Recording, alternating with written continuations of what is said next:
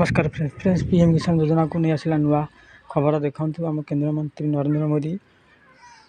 PM किसान हिताधिकारी खुशी खबर जनइंट जेहेतु पीएम किसान हिताधिकारी वर्ष को 6000 राशि पाते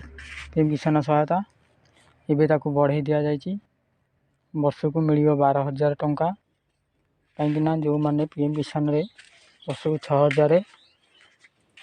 पाते से पीएम किसान 12,000 वर्ष को सहायता राशि प्रदान करेंगे। आपड़ जो प्रथम किस्ती पाते 2,000 लेखाई पैसा पाइबे एकाथर 4,000 लेखाई या केंद्र मंत्री नरेंद्र मोदी घोषणा करें। जेहेतु आग को निर्वाचन आसूची निर्वाचन को आख्या रखी पीएम किसान हिताधिकारी को सहायता राशि बढ़ाई दि जाए। आपण मैंने जानते पूर्व यह घोषणा होता गणमाध्यम जे पीएम किसान योजनार हिताधिकारी को वर्ष को 12,000 टंका सहायता करा आमर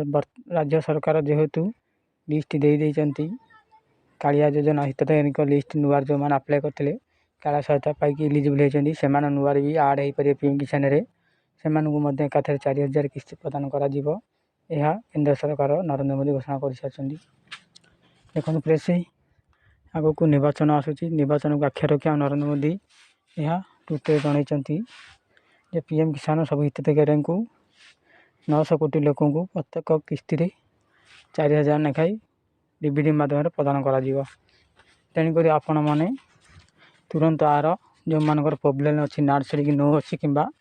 आधार EKYC नो अच्छी बैंक सेडिंग नो अच्छी सब आपने करेक्शन करनी आपन को मो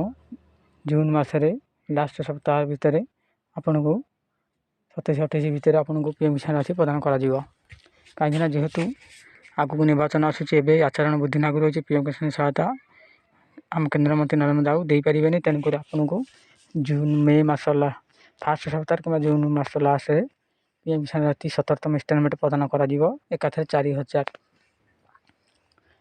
जो मैंने नुआर अप्लाई करने चाहते एवं भी साइट ओपन अच्छी आपण मैंने पीएम किसान नुआर अप्लाई करेंगे। देखो फ्रेंड्स जो मैंने कालिया सहायता नुआर पाई पीएम किसान आड है तुरंत आपण मैंने पुष्य कोटिया पोर्टाल रेजिस्ट्रेशन करनी आपणकर पीएम किसान पोर्टाल ऑटोमेटिक आड होकर स्टेट लेवल अप्रूवाल हो पीएम किसान सहायता आप 4,000 केंद्र तरफ मंत्री तरफ पाई पारे।